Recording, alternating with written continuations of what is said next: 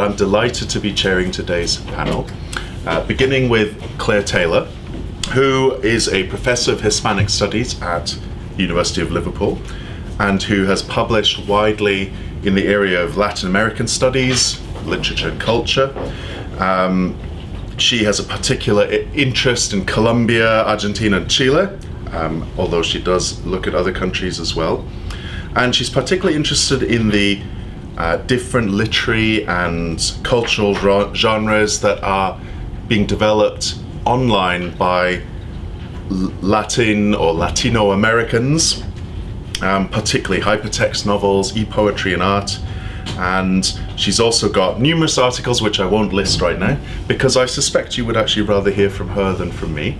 So without any further ado, I will hand over to Claire. Okay, thanks Johnny for the introduction. And also just to give my own apologies as well, obviously the strike action, being able to attend yesterday and in a similar situation, not being able to stay for the afternoon session either. So what I'm going to give you today is just a kind of whistle-stop tour of something I've been working on for a while. And I've tried to focus it specifically on the interests of the event yesterday and today.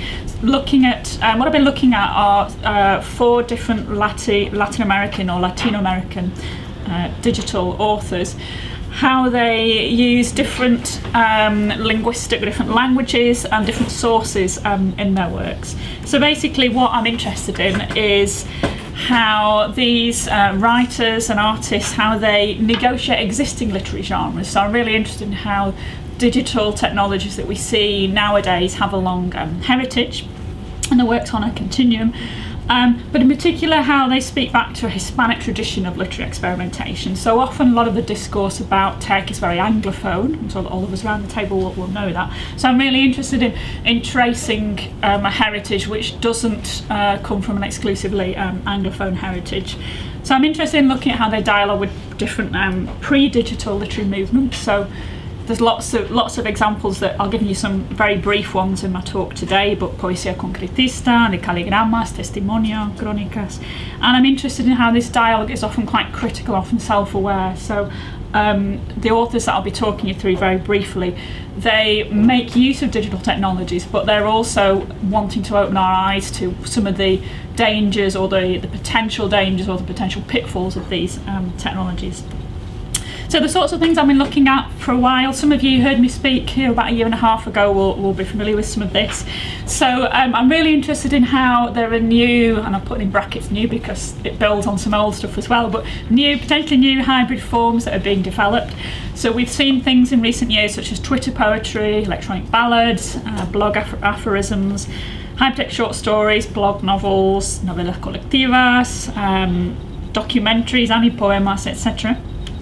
So within that context, I've taken 4, I'm going to look at very, very briefly 4 different writers who deal with these types of works, or who are using digital technologies to expand existing literary genres. So the first of these is Carlos Labbé. He's a Chilean writer. He's very well known for his experimental fiction. He's a generation of Chilean writers who've been experimenting with literary form, often very complex meta-literary novels. So he's published several print novels, but what I'm going to look at today is specifically his hypertext fiction. And his hypertext novel Pentagonal, Incluidos tú y yo, so Pentagonal, of 2001, which is widely seen, and there are some debates, but it's widely seen as the first hypertext novel in Spanish, in the Spanish language. So what I'm going to be talking you through, said very, very briefly, is what I'm going to draw out is the way in which what he does in Pentagonal, in this hypertext novel, is also in fact drawing on legacy media and legacy practices as well. So what I've taken for you here is a screenshot of the opening interface to the work, and we should hopefully be able to see it in real time as well. You need to close it. Yeah. And okay, you won't see it in real time because we need to close the, no, we'll just leave it. We need to close apparently PowerPoint down if we want to see it in real time. Okay, I'll just carry on with the PowerPoint. So this is a screenshot of what Pentagonal looks like, and it's actually not that I've done a really rubbish screenshot and positioned it awkwardly on the page, but this is actually this is what the whole of the interface looks like. So in other words, there's quite a lot of white space you can see around it. It's deliberately blurred edges. Hopefully you can see here that we've actually got words cut off partway through. So this is a deliberate feature that Labbé has undertaken here.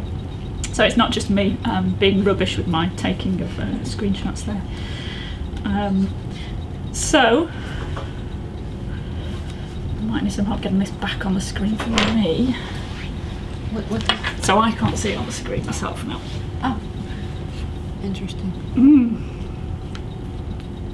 So you went Just out of close those down. PowerPoint, but Okay, yeah. Sorry.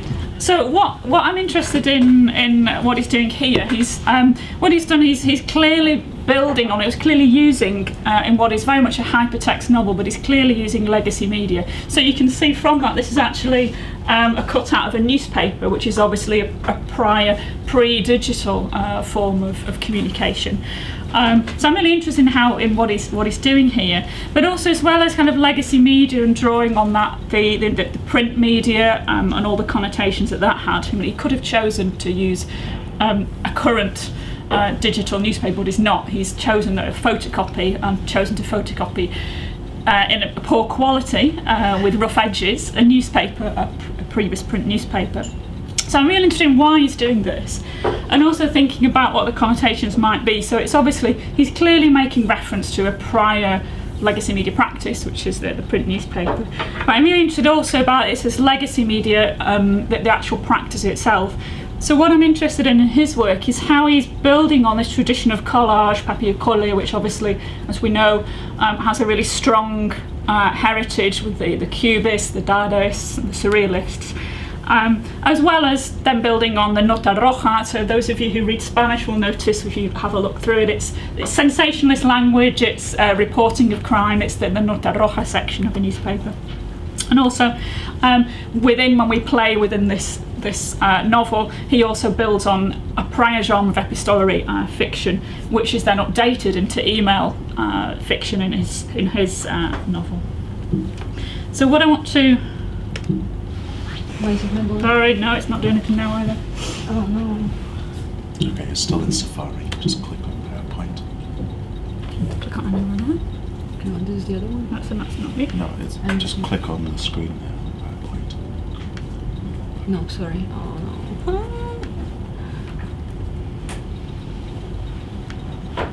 Yeah, just click. Right. Sorry. Okay. So, Should work now. listen to him. Okay, right. So what I've been trying to do when I've been looking at Labbé's work is trying to trace a heritage of this collage practice that he uses in what is obviously a very digital media, and why he's chosen to flag up the fact that this is rough edges. He's clearly cut out the newspaper from something else. So I think he is building on this heritage of, as I said, the Surrealists, the Dadaists, the Cubists, this pre-digital process of selection and reproduction of material, and what was back then very literally cutting and pasting. It was literally people with the glue pots, sticking, cutting and sticking. So what I'm interested in is kind of trying to historicise this process, the current process that we're all used to in our everyday lives of cut and paste.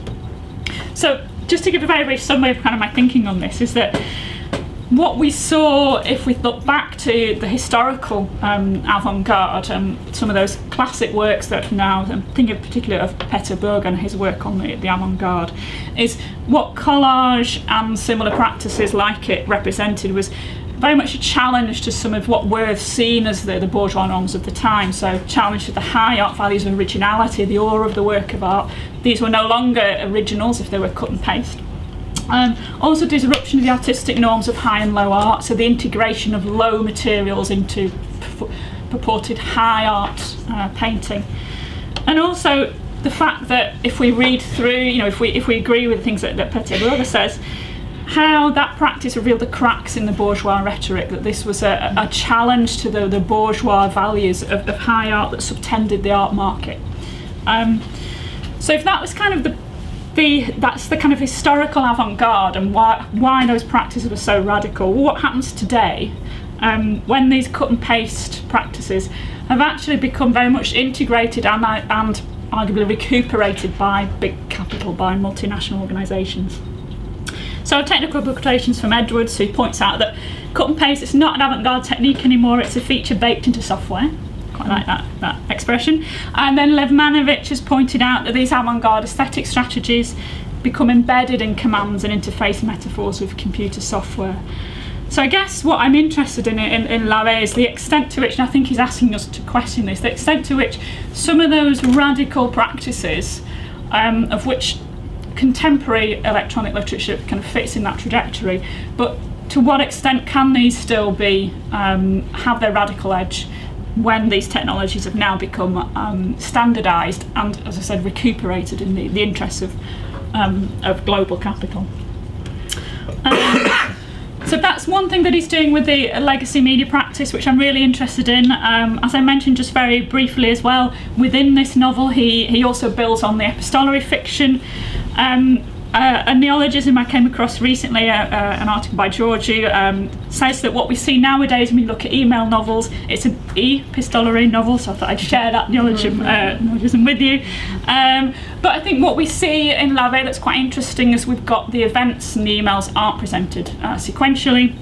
And also what's interesting in his work that the email metadata is actually incomplete. So I think he is building on a tradition of epistolary fiction, which trace back to Liaisons Dangereuses and some of the other contemporaries.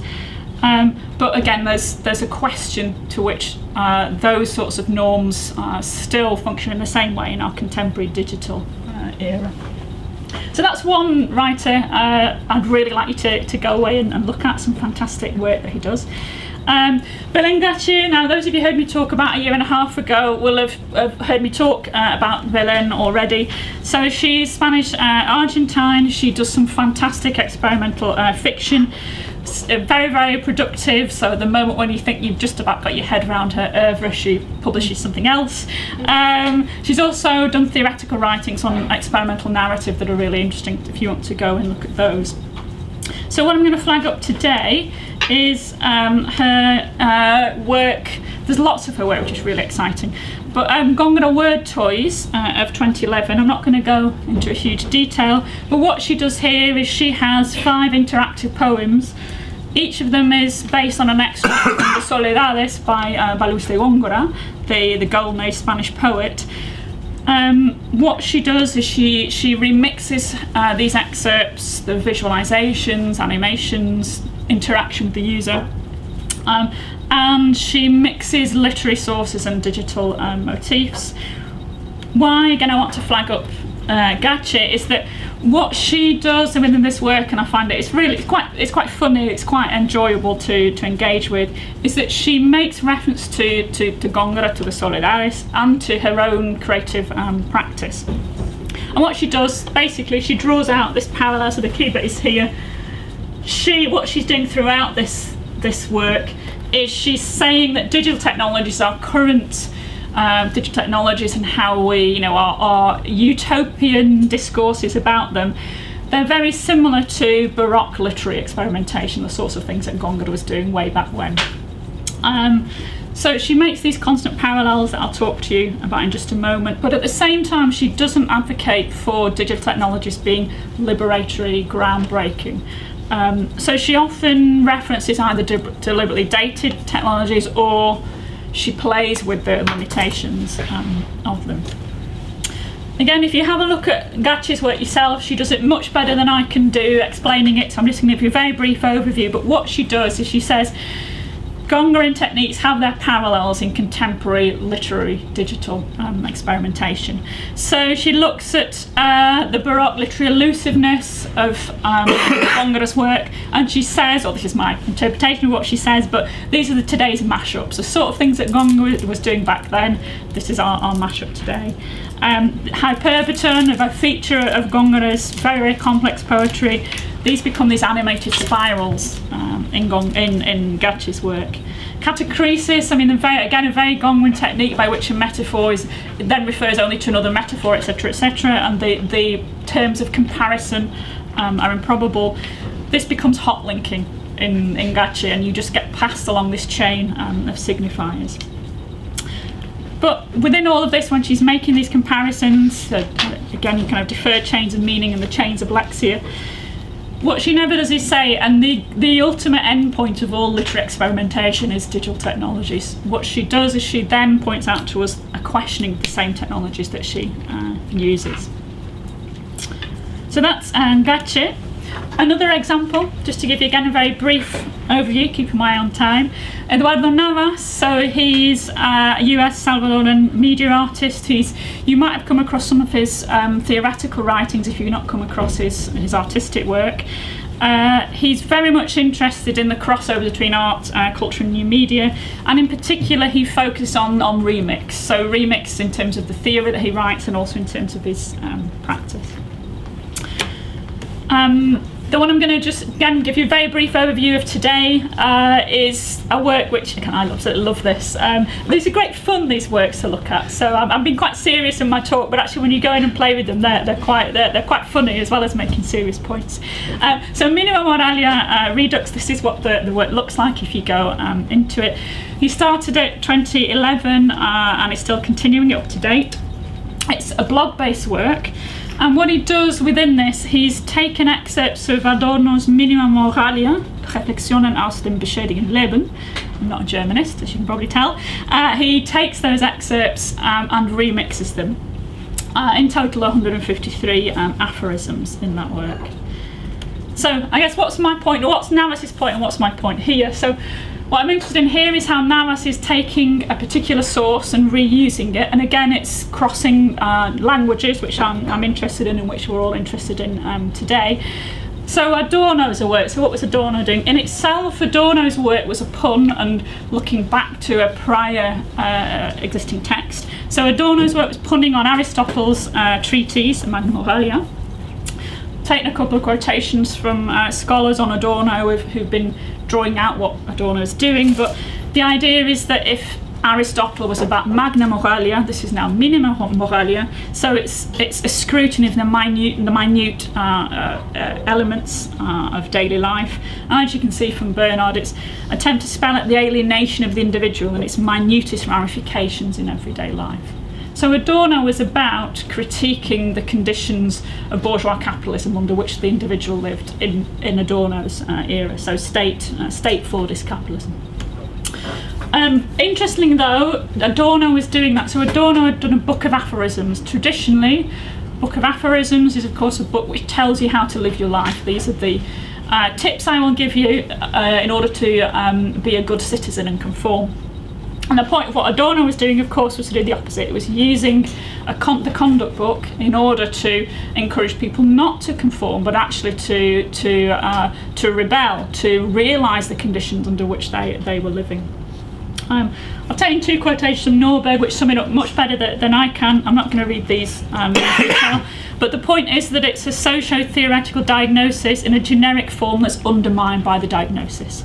So the whole idea of a book of aphorisms is being used by Adorno to then undermine that genre, aphorisms which tell you how to be a good citizen, tell you to conform, tell you to be a good bourgeois, and do what society wants you to do. And then the second quotation from Norberg, I think flags that up, that it robs the reader of the belief inherent to the mode or address of the advice book of aphorisms, namely that pressing problems and moral issues can be adequately grasped and dealt with within the individual's immediate sphere of recognition and influence. So that's kind of what Adorno was doing. What's Navas doing now? Well, what Navas has done, he's using these extracts from Adorno and remixing them for the 21st century, for 21st century late capitalism, no longer Fordist capitalism, no longer the bourgeois capitalism of Adorno's era. So what, as you can see from Navas here, this is a quote from Navas himself saying it consists of adding or subtracting material from a pre-existing source. And in this fashion, Adorno's aphorisms are rewritten to make evident how his voice is still worth revisiting. So this is basically what the work looks like. When you go into it, you'll see word clouds and also picture clouds. But what does Navas do specifically? So I've given you one example.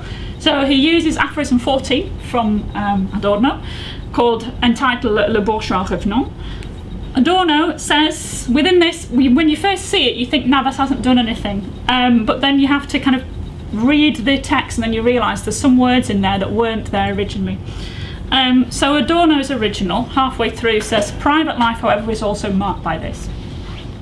When you read Navas's version, it says private life is certainly marked by this, quite inevitably, given that the concept of private was originally conceived by the very system that now data mines it in the name of the emerging social media market. So it's only as you're reading through you think, I'm sure Adorno didn't say anything about social media and data mining way back in the 1950s. So the point is, Navas he's playing with it, obviously, it's very funny when you read it. But then the word clouds, hopefully you can see what he does. He produces two word clouds. This is Adorno, his original, and this is Navas now. So you can hopefully see from the word clouds, obviously the bigger the font, that's the greater frequency in which a word has appeared within a text. So what he's doing then, he's remixing Adorno for late informational capitalism. So if we saw in Adorno you got the private realm, which reflected the dominant social order, that notion of the private. So what we read in Adorno is purportedly private institutions like the family. They actually uphold bourgeois status capitalism, but private for Navas now is actually in terms of data privacy. So he's actually engaging with what's been widely critiqued, not widely, but certainly critiqued by certain scholars in recent years. Wiki surveillance, been also called data surveillance, also called electronic eye, but it's the use by big corporations, social media corporations of data. There's been a really fascinating analysis by Christian Fuchs. I'd really recommend it to you. It'll make you never ever want to use Facebook ever again. But he basically undertakes a Marxist analysis of social media platforms. And he points out that capital accumulation on social media, this is what he's looking at, and it's to do with the commodification of users and their data. So he points out, in other words, that basically on social media, every single thing is surplus value. We are all working for free for Mark Zuckerberg. We are contributing to his bank account. We're doing it all for free. It's really fascinating analysis by Fuchs there. And his argument is that privacy and surveillance are actually nowadays connected to surplus value, exploitation and class. So I'll leave that sort of in our minds as we go on to the very final example, just to think about here. And this is Ricardo Miranda Zuniga. So he's a US Nicaraguan artist, scholar and activist. His work combines digital technologies but also with physical objects, installations and, crucially, audience interaction. A lot of his work, it actually takes place on the street, so not within a kind of gallery space. A lot of it is he is actually physically on the streets. The work I'm going to give you a very brief overview of today is called The Geography of Being. He came to Liverpool a couple of years ago and exhibited this. It's an installation, but it's also a video game. And there are sculptures which have electronic circuits within them that are distributed around the space and that interact with the game. So it's a video game, but it deals with experiences of undocumented young immigrants in the US. Again, he's used multiple sources, but the sources he's used here that I'm interested in are these interviews that he conducted with two young men, so one from India, one from Central America. These interviews then influence the game narrative, but what the game does when you play it, it actually encourages you to critique key points of US, both domestic and foreign policy. So this game, it's telling us about the effects of the neoliberalisation and its relation to migration. It focuses on undocumented migrants in the US, obviously linked to neoliberalisation, in particular the Mexican economy, 1994, and the implementation of NAFTA, and obviously post-NAFTA. If you want to go and play the game, and it is a really interesting game to play, there's a game narrative, broadly speaking, which is that of assimilation. So there are 3 levels, and as a character, if you survive each level, you become more and more assimilated. But as you're playing this game, and obviously the game narrative and the ludic elements are encouraging you to want to win. This is how video games work. But over the game, the sound isn't the sound of the game world, it's actually the sound of these young men being interviewed. And also the sound of comments from activists and community groups, which encourage you actually to critique the game world. And how this is done as well is also through what Miranda's only has called undocumented drones. So these statues, these physical objects which are part of the installation, the name is given them is undocumented drones, which I think is really important. So clearly flagging up the fact that these young men are undocumented, these are men who do not have the legal status in the US, but clearly it's drones. A really interesting term to choose to describe these, to call them undocumented drones. Obviously, it's a critique, or my understanding, it's a critique of the increasing use of drones by US forces around the globe. It's trying to get us to think about the geopolitical realities that actually lead to this game that we're playing, which is about assimilation. And of course, it's the US-Mexico border being policed, but also the US's imagined borders elsewhere around the globe. So for this, and I'm now getting to the end of my talk, so Johnny can kind of not worry about me going over time too much. To kind of round it off, I found a very interesting term brought up by Feldman, looking at the way the US conceives of its borders, and the notion of the Homeland Security State involving this cartography of open-ended insurgency. The fact that it involves the resuscitation of frontier violence, but these practices of ubiquitous bordering being at both local, regional and transnational scales. So the literal border with Mexico being policed by drones, but also the US policing its imagined borders elsewhere across the globe through the use of drones. So the fact that Miranda Zuni has chosen to term these creatures, these statues within the game, undocumented drones, I think he is trying to lay bare and critique the structures that are underlying them and underlying this narrative of assimilation. Obviously, the drone is normally an unmanned aircraft, now it becomes undocumented. This is making reference to the status. I have to say, he did create this game prior to the election of Donald Trump, but this actually becomes even more, even more, I think, critical, these sorts of discourses that have been circulating recently. And that the drones are no longer in his game, at least if we play it critically. The drones are not traditionally the external surveillance system, but they actually become fellow undocumented migrants in this game who actually help you on your way.